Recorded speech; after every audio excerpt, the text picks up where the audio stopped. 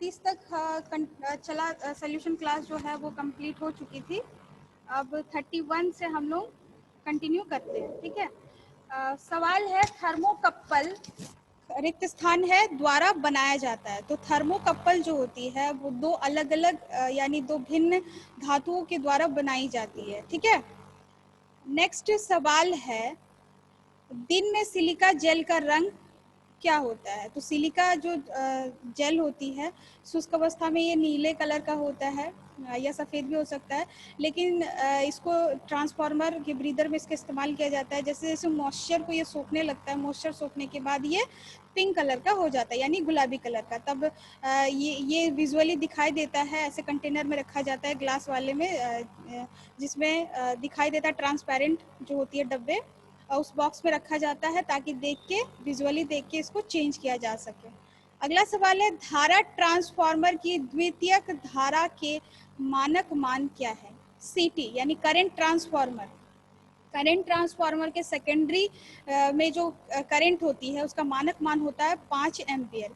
ये current transformer जो होती है 100 से 200 एम्पियर धारा को ये क्या करती है, स्टेप डाउन करती है करंट को, यानी 5 एम्पियर सेकेंडरी में ये सेकेंडरी जो वाइंडिंग होती है उसमें ये 5 एम्पियर धारा मिलता है हमें। अगला सवाल है नियॉन साइन ट्यूब द्वारा उत्पन्न प्रकाश का रंग निर्भर करता है। नियॉन साइन ट्यूब जो होती है उस वो प्रकाश जो होती है वो निर्भर करता है उस ट्यूब में क्या गैस भरी गई है। जैसे अगर नियॉन गैस भरी जाती है तो लाल रंग का प्रकाश दिखाई देता है। अगर नियॉन के साथ आर्गन भरा गया है, दोनों का मिक्सचर, तो नारंगी लाल दिखाई देता है। अगर ट्यूब जो है वो पीली कलर की है और उसमें हीलियम गैस भरा गया है तो वो पीला कलर का दिखाई देता है। इस प्रकार जो नियॉन साइन ट्यूब से रंग जो प्रकाशित होती है, प्रकाश जो उत्पन्न होता है उसका कलर निर्भर करता है उसमें भरी जाने वाली गैस पे। अगला सवाल है निम्न में से एक लोह चुंबकीय पदार्थ नहीं है। लोह चुंबकीय पदार्थ यानी फेरोमैग्नेटिक मटेरियल जैसे लोहा हो गया, इस्पात हो गया, कोबाल्ट हो गया, ये एक्सेट्रा। एल्यूमिनियम जो होती है वो पैरामैग्नेटिक मटेरियल यानी अनुचुंबकीय पदार्थ है, ठीक है। तो ये एल्यूमिनियम जो है लोह चुंबकीय पदार्थ नहीं है। लोह चुंबकीय पदार्थ की चुंबकशीलता जो होती है 1 से 1000 तक होती है, और पैरामैग्नेटिक मटेरियल यानी अनुचुंबकीय पदार्थ जो होती है उसकी चुंबकशीलता एक से अधिक होती है, एक या एक से अधिक। और जो डायमैग्नेटिक मटेरियल यानी प्रति चुंबकीय पदार्थ जो होती है उसकी चुंबकशीलता 1 से कम होती है। अगला सवाल है निम्न में से किस लैंप का प्रकाश 2.5 से 4 ल्यूमेन प्रति वाट तक होता है। तो जो कार्बन फिलामेंट लैंप होती है उस लैंप की प्रकाश जो होती है 2.5 से 4 ल्यूमेन प्रति वाट तक होती है। ये जो कार्बन फिलामेंट लैंप जो होती है उसकी कार्यकारी जो घंटे होती है वो 600 से 800 घंटे होती है, ठीक है। और इसी के स्थान पे अगर धात्विक फिलामेंट जो होती है, ठीक है, निर्वात धात्विक फिलामेंट लैंप, उसकी जो ल्यूमेन प्रति वाट होती है वो 8 से 10 ल्यूमेन प्रति वाट तक होती है। और उसकी कार्यकारी जो घंटे होती है, आवर होती है, वो होती है 750 से 850 घंटे, ठीक है। ये दोनों में अंतर आपको रखना है याद। अगला सवाल है निम्नलिखित में से कौन सा यंत्र एब्सोल्यूट वर्क का है। यानी एब्सोल्यूट इंस्ट्रूमेंट जो होती है वो टेंजेंट गैल्वेनोमीटर होती है। ये एब्सोल्यूट इंस्ट्रूमेंट जो होती है उसमें जो वैल्यू होता है, ठीक है, जैसे करंट ले लेते, करंट का जो वैल्यू वो वैल्यू प्रदर्शित नहीं करता है, बस उसकी स्थिति को दर्शाता है। अगला सवाल है प्रदीप्ति की मीट्रिक इकाई क्या है। प्रदीप्ति यानी इल्यूमिनेशन। तो इल्यूमिनेशन किसे कहते हैं। इल्यूमिनेशन यानी कोई भी तल पर प्रकाश स्रोत से तल पर प्रकाश पड़ेगी तो कोई भी इकाई तल पे तल के लंबवत जितनी भी प्रकाश की मात्रा होगी वो इल्यूमिनेशन कहलाती है। इसको कैपिटल ई से इंडिकेट किया जाता है। यानी ई बराबर क्या हो जाता है F/A, यानी इसको लक्स, इसकी मीट्रिक इकाई जो होती है वो लक्स होती है। 1 लक्स बराबर 1 ल्यूमेन पर मीटर स्क्वायर होती है। अगला सवाल है पोटेंशियल ट्रांसफार्मर की सेकेंडरी की मानक रेटिंग होती है। पोटेंशियल यानी पीटी पोटेंशियल ट्रांसफार्मर जो होती है उसकी सेकेंडरी मानक रेटिंग 110 वोल्ट होती है। बिल्कुल सही जवाब है। ये जो पीटी होती है 11 केबी से 22 केबी या से अधिक भी वोल्टेज को यह क्या करता है, स्टेप डाउन करता है, और सेकेंडरी में 110 वोल्टेज यानी कि इसकी मानक रेटिंग 110 वोल्ट ही है, इतने में लाके खुद हमें देता है। अगला सवाल है फ्लोरोसेंट ट्यूब लाइट में चोक का कार्य क्या है। फ्लोरोसेंट ट्यूब में चोक का इस्तेमाल करते हैं। चोक जो होती है स्टार्टिंग के लिए हाई वोल्टेज देता है, ठीक है। जब पूरी तरह से वो ग्लो हो जाता है तो उसके बाद ये करंट और वोल्टेज को मेंटेन करके रखता है, ठीक है। अगला सवाल है विद्युत प्रतिरोध और हीटिंग एलिमेंट निम्नलिखित के बनते हैं। तो विद्युत प्रतिरोध या हीटिंग एलिमेंट जो होता है वो नाइक्रोम के बनाए जाते हैं। नाइक्रोम के बारे में कई बार मैंने डिस्क्राइब में भी बताया है, डिस्क्राइब करके उसके विस्तार रूप से।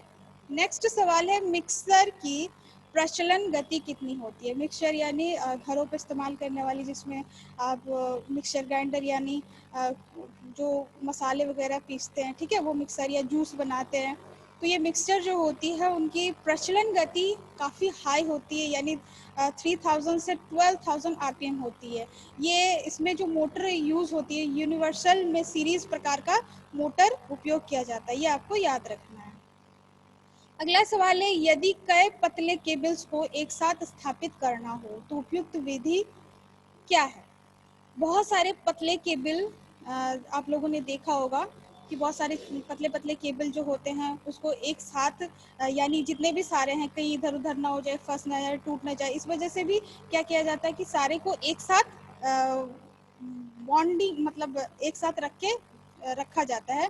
तो उसमें कई सारे मेथड है, जैसे रेसवे हो गया, स्लीव हो गया, या कंड्यूट, जितने भी सारे कंड्यूट टाइप की जो भी होती है, और इसके साथ ही जो पीवीसी टेप होती है उसके साथ भी सबको एक साथ लपेट के एक साथ स्थापित कर सकते हैं।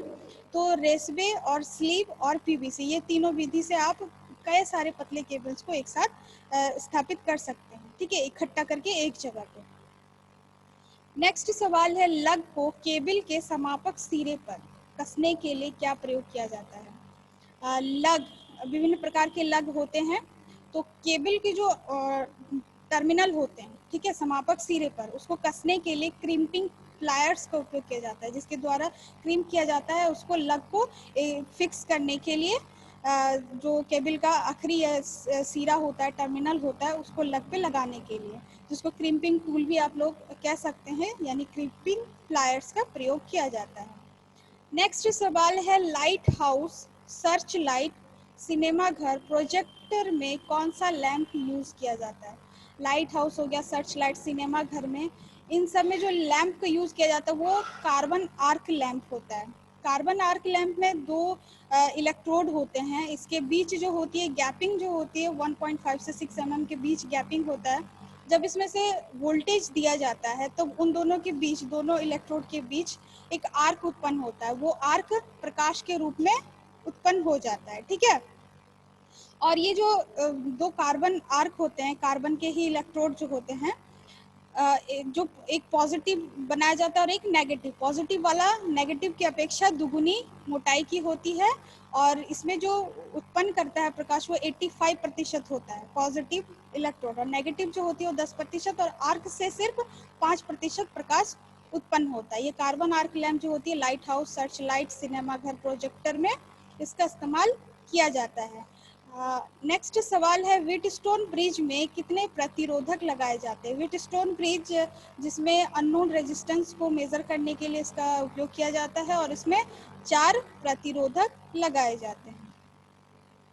नेक्स्ट सवाल है विद्युत पावर सिस्टम में अधिकतर रिले प्रयोग होती है। तो विद्युत पावर सिस्टम में अधिकतर विद्युत चुंबकीय रिले का उपयोग किया जाता है, इलेक्ट्रोमैग्नेटिक रिले जो होती है उसका उपयोग किया जाता है। अगला सवाल है सेल प्रकार के ट्रांसफार्मर में कितने चुंबकीय पथ बनते हैं। तो कोर के स्ट्रक्चर के अकॉर्डिंग ट्रांसफार्मर जो है उसको 3 भागों में डिवाइड किया गया है, कोर प्रकार के, सेल प्रकार के और बैरी प्रकार के। सेल प्रकार में जो होती है वो ई और आई, यानी इसके स्टैंपिंग्स जो होती है कोर में देखा जाए तो ई और आई से मिलकर बना होता है, और उसके बीच वाले भुजा पे पहले प्राइमरी बाइंडिंग की जाती है, फिर सेकेंडरी बाइंडिंग की जाती है। इस तरह से मैग्नेटिक वे जो होती है यानी चुंबकीय पथ जो होती है वो दो बन जाती है, ठीक है। कोर प्रकार में एक ही होती है और बैरी प्रकार में अनेक चुंबकीय पथ होते हैं। अगला सवाल है, सेल प्रकार के ट्रांसफार्मर के लिए कोर इस्तेमाल होता है। तो सेल प्रकार के ट्रांसफार्मर में जो होती है कोर वो ई और आई प्रकार का होता है, कैपिटल ई और आई, जिसमें से बीच वाले भुजा में बाइंडिंग की जाती है, पहले प्राइमरी और फिर सेकेंडरी। नेक्स्ट 50वां सवाल है, स्वचालित विद्युत आयरन में तापमान नियंत्रित युक्ति होती है। स्वचालित विद्युत आयरन जो होती है उसमें तापमान कंट्रोल करने के लिए जो युक्ति होती है वो थर्मोस्टेट होती है। थर्मोस्टेट जो तापमान को कंट्रोल करता है, ठीक है। ये थी 50 क्वेश्चन। अब नेक्स्ट मॉक टेस्ट 4 सीरीज के सोल्यूशन क्लास में हम लोग नेक्स्ट जुड़ेंगे। ओके, अब बताइए कि इसमें कोई डाउट?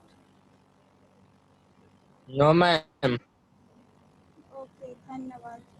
अब तब नो मैम। तक करते रहिए, ठीक है।